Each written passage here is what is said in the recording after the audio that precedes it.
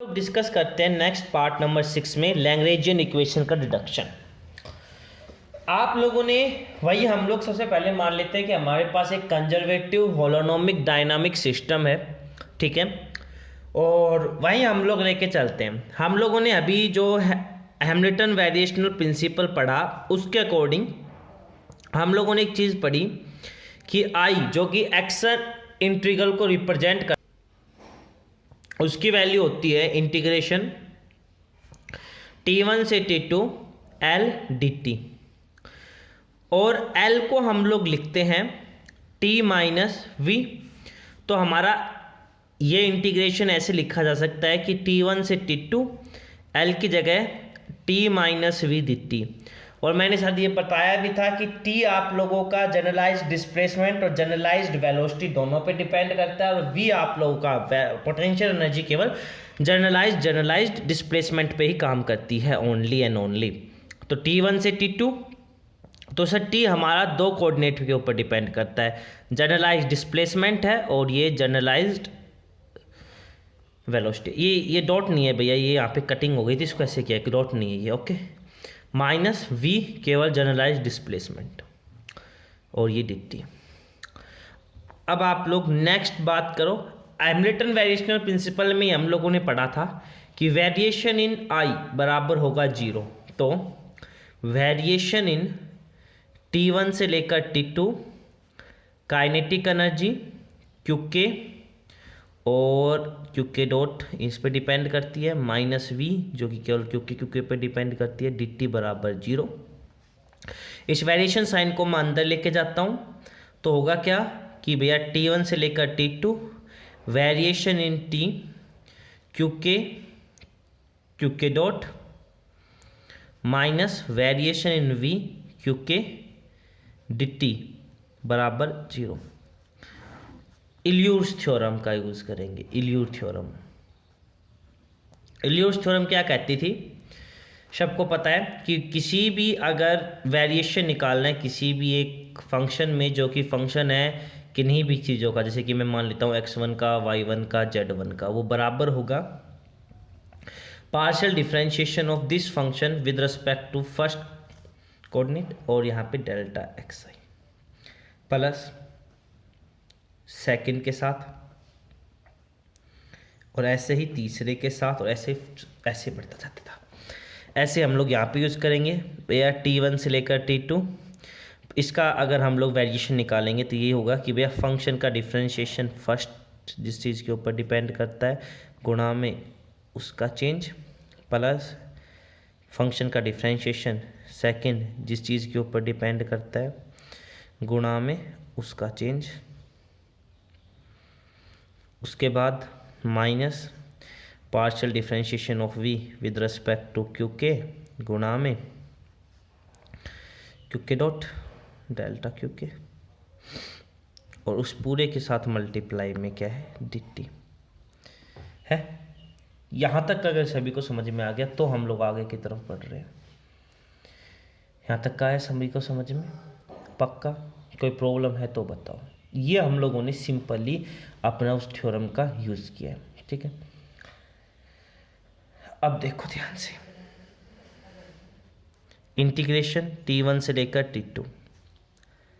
अब ये जो QK वाला जो थे ना, मैंने दोनों टर्म एक तरफ ले ली, partially of t with respect to QK minus partial of v with respect to QK गुणा में डेल्टा QK, और इधर में मैंने ये वाली टर्म ले ली, partial differentiation of t with respect to QK dot गुणा में डेल्टा QK डॉट गुणा में dt।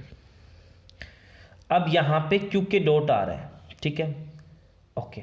अब मैंने क्या किया, QK डॉट को सिंपल मैंने उसको रखा। अब मैंने क्या किया, अब यहाँ पे हम लोगों ने ये एक सिंगल पार्टिकल के लिए हम लोग ये बातचीत कर रहे थे, हम लोग ये सिस्टम के ऊपर नहीं लगा रहे थे, एक सिंगल पार्टिकल का केस लेके चल रहे थे। आपने तो पूरा सिस्टम लिया है, तो सिस्टम लिया है तो उसके लिए समेशन आ जाएगा।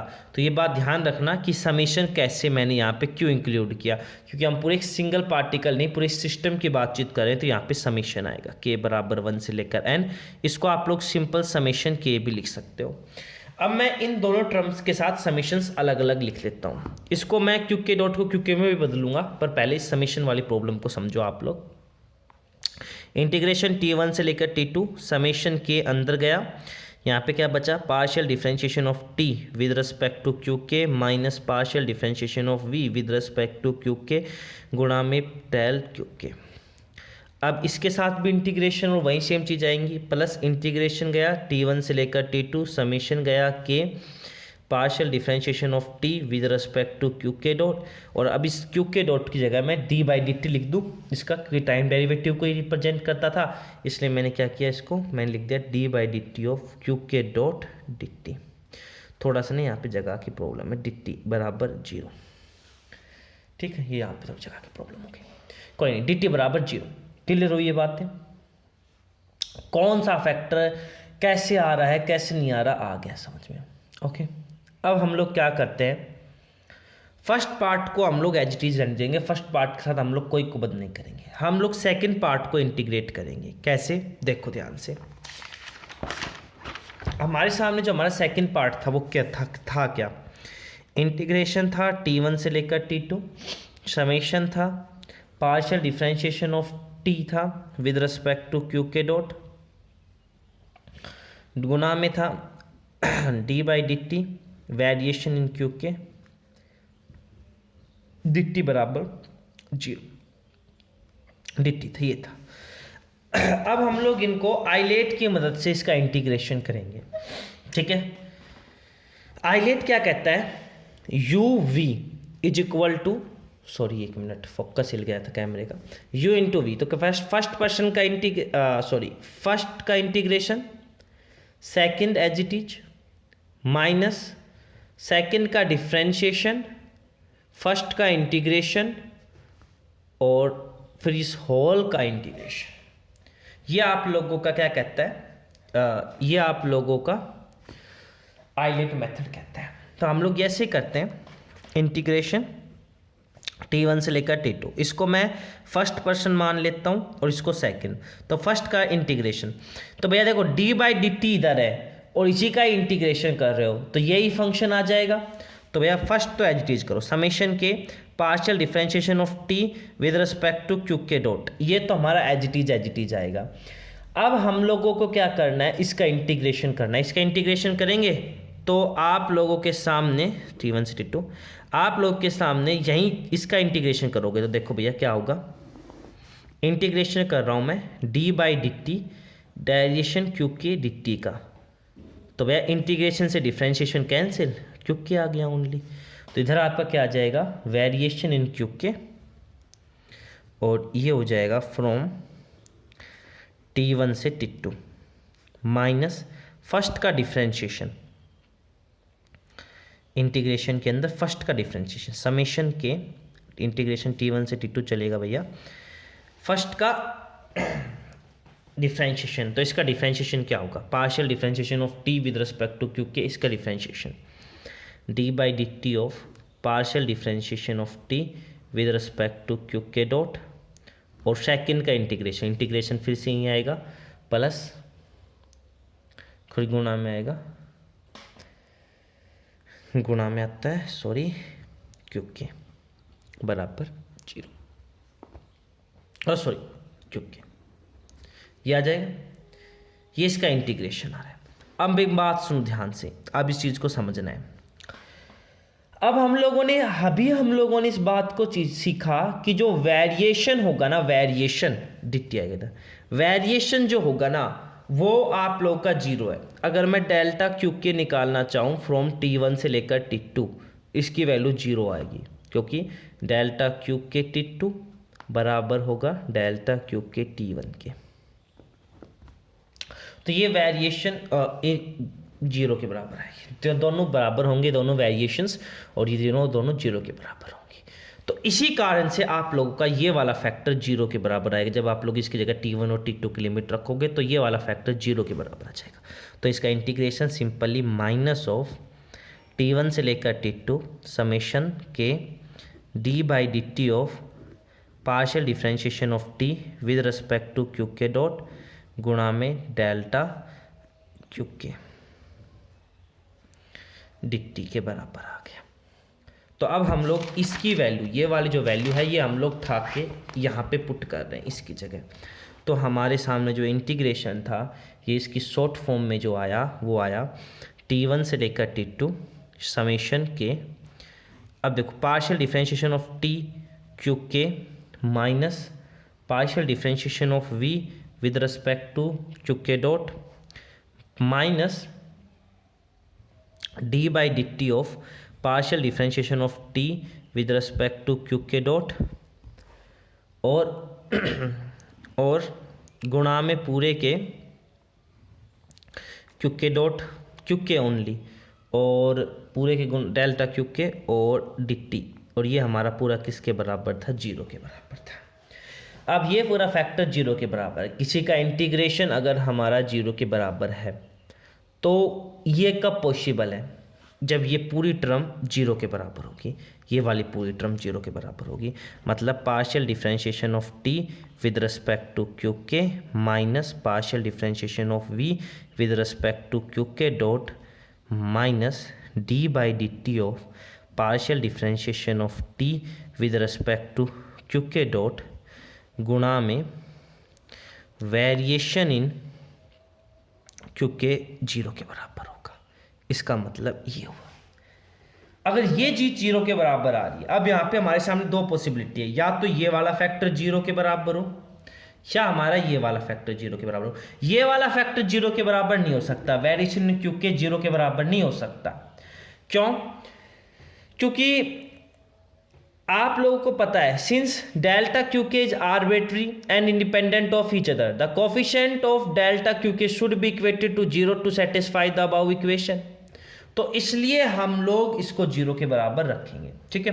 तो इस वाली फर्स्ट टर्म को, इसके कोफिशिएंट को, जी सेकंड टर्म 0 के बराबर नहीं आ सकता, तो फर्स्ट टर्म को हम लोगों ने 0 के बराबर रख दिया। तो अब देखो क्या बनता है क्या नहीं बनता है और क्या कुछ होता है। तो जैसे मैंने इसको 0 के बराबर रखा तो ये वाली टर्म हमारी 0 के बराबर चली गई। तो एक मिनट, ओके, तो हमारी ये वाली जो टर्म थी 0 के बराबर चली गई, ठीक है।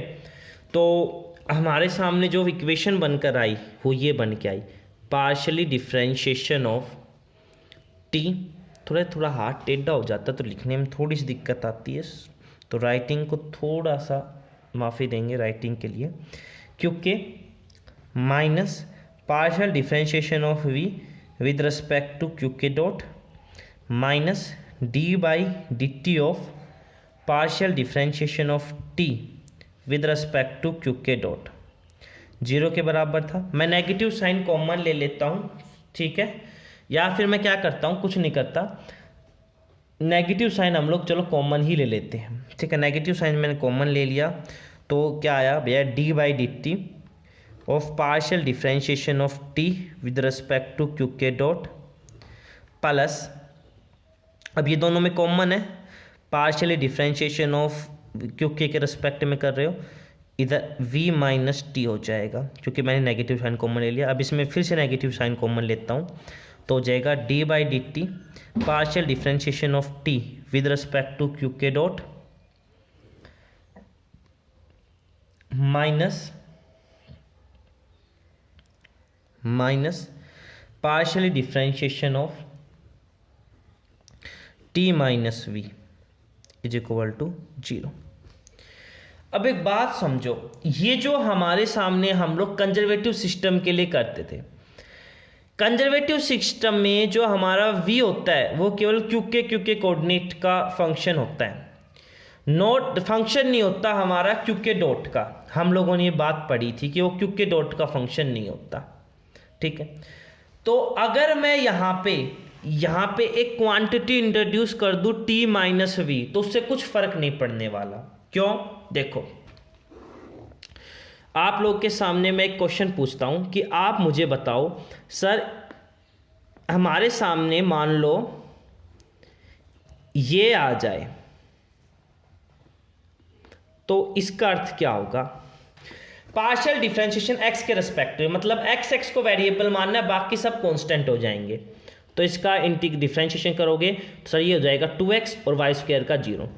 अगर मैं सिंपली ऐसे लिखना चाहूं तो क्या होगा 2x, यानी कि दोनों का अर्थ फाइनल आंसर सेम आ रहा है। अब मैं यहाँ पे एक फैक्टर इंट्रोड्यूस कर रहा हूँ माइनस वी, क्यों?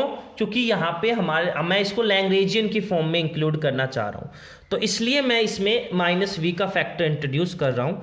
तो वो जो टर्म थी मैंने उसके अंदर माइनस वी का फैक्टर इंट्रोड्यूस कर दिया, d by D T partial differentiation of t minus v with respect to Q के डॉट, और minus of partial differentiation with respect to Q k, और किसका पार्शियली डिफ्रेंशिएशन कर रहे हो आप लोग? टी माइनस वी का, इज इक्वल टू 0। तो इसको आप लोग ऐसे लिख सकते हो कि sir D by D T of partial differentiation of L with respect to Q के dot minus partial differentiation of L with respect to Q K is equal to 0। ये जो इक्वेशन आपके सामने बनकर आई, this is the equation of Lagrangian equation कहलाती है। अभी की इक्वेशन की मदद से आप लोग तीन आर्टिकल और करेंगे, वो नेक्स्ट पार्ट के अंदर हम लोग देखते हैं। Thank you.